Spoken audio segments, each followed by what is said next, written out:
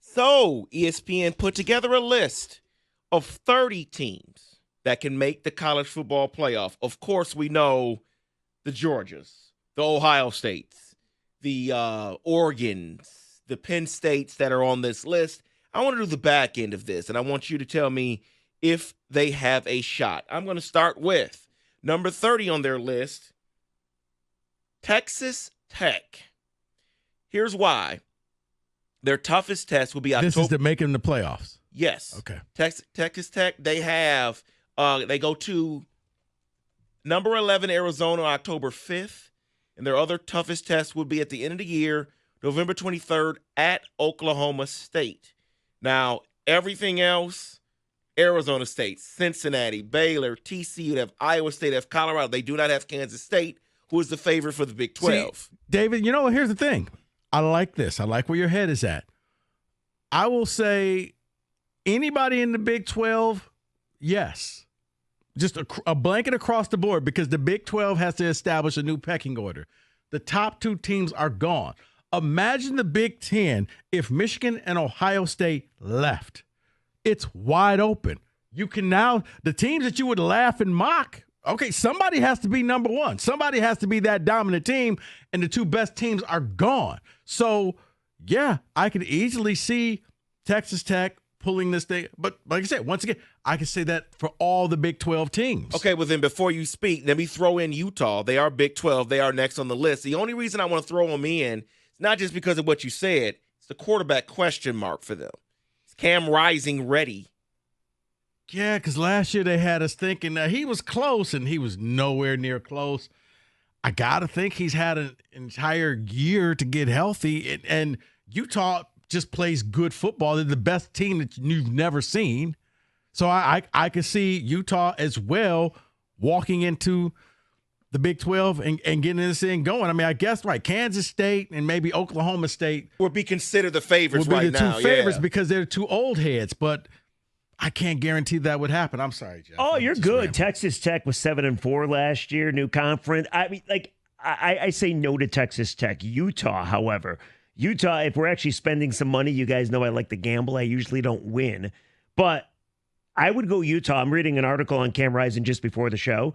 He's healthy. They claim he's stronger. Plus, that is one of the best home field environments in all of college football. I would say hell yeah in Utah. That seems to me, if I was going to go look at Vegas, what odds they're giving me, I got to believe well worth a wager. And somebody's got to come out of the Big 12, right? Somebody does, yeah. So, yeah, if you're Rieger, if you're going to be a gambler, yeah, you probably would get the better odds, value pick, selecting maybe one or two teams out of the Big 12.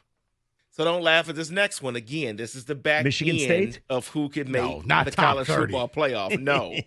USC. Now, USC has to go to Michigan, but they also have Penn State, who is considered somewhat going to make the college football playoff a favorite there. They have them at home. And then they have Notre Dame at home, who's also a favorite to make the college football playoff. If they can beat Penn State, if they can beat Notre Dame, and they got to come to Ann Arbor, right? Correct. And they start the season against LSU in Vegas. If they can win 2 of those 4 games, then yes, because not only here's where people are going to have to grasp and wrap their head around, and this is for Mike when he comes back, because he's going to get angry. It's going to go the way of college hoops. Sometimes you can have a good loss.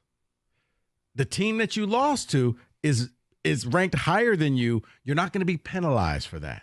If you lose to LSU and LSU is ranked number 3, that's actually a feather in your cap. Now, so long as they don't beat you 70-0. But let's just say you lose to LSU 26-17. Okay, you kept it close. You played on the road or a neutral site. Yeah, you're deserving. It's a loss, but it's a good loss. College football fans, just the mentality is once you lose a game, you're done. That's over with now, people. You can lose 2 to even 3 games if it's the right team. Not a chance in hell. Like, come on, new conference. I know they like that Miller Moss, their new quarterback. but their schedule is ranked the third toughest in the Big Ten. And then, you got to play Notre Dame as well, and this could be the year of the Irish. And, I mean, even the games on the road that you don't think much of, like they got to go to Maryland in late October. Going to be just a little crisp for all those USC people out there. They got to go to Washington November 2nd. Now, I know they've used to playing at Washington. Well, yeah. I say no chance in hell. No chance, especially in the Big Ten. No way. Because they're playing that schedule, if they can win 2 of those 4 games, they put themselves into the category, and they're a brand.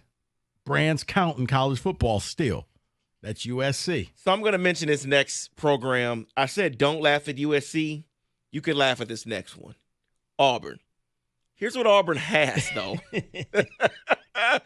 They host Oklahoma, then they're at Georgia, bye week, at Missouri, at Kentucky, Vanderbilt, bye week, close the season out, or before they close the season out, they go host Texas A&M and then go to Alabama.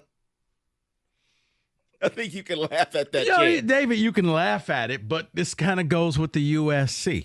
If somehow they pull it together and win some of those games, how can you deny them and say, wait, you can't laugh anymore? They won the games. Now, it's a tough schedule, so the only reason I'm laughing is thinking that they can win some of those games. But it's college football, man. I've seen surprise. There's a surprise team every year, a team that we think is way going to be great, and they're not. And then there's a team that we think is going to be awful, and they just surprise everybody.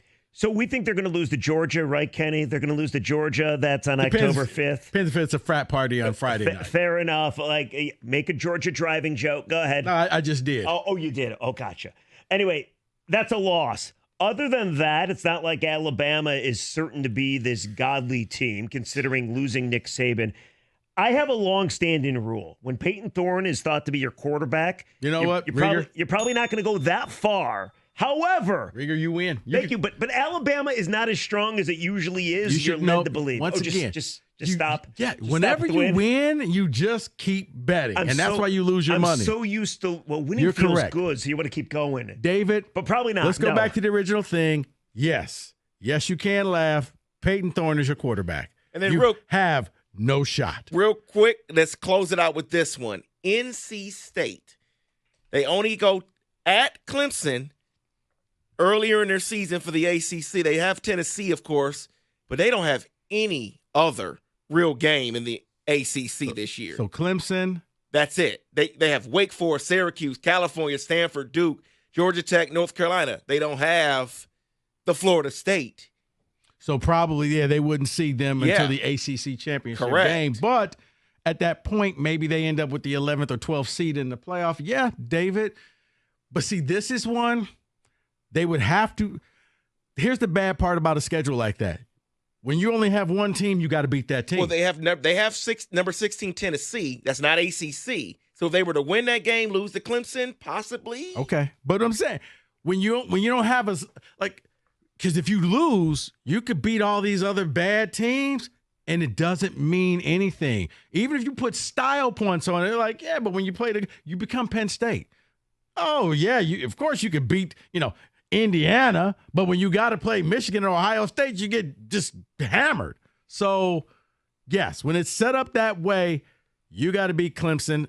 I'm not a big Clemson fan. I think Clemson can be had. Tennessee is like Texas. It's like Miami. That's what I'm saying. The options are there for them. They can beat both of those teams. Until they're not. Yeah. The good thing is I remember a few years ago when, MSU had to play Miami, and you can't handle Miami, that's speed, until they beat them. Miami, fraudulent. Tennessee, fraudulent. They're all fraudulent. Yeah, I think NC State is worth a gamble. I do. Second game is Tennessee. Fourth game is Clemson. You win one of those games, the rest of your schedule is cake. Dealing with NIU and Wake Forest and Cal. No. But see, here's the thing. With a schedule that bad, you can't slip up. True, but because that's where a bad you got loss. One loss, you go to the conference championship game. No, but I'm saying if you lose to a team, just like you can have, that's a bad loss where you see that when the NCAA tournament, but you did lose to this team, so that excludes you from the tournament. That, my friends, is a blitz.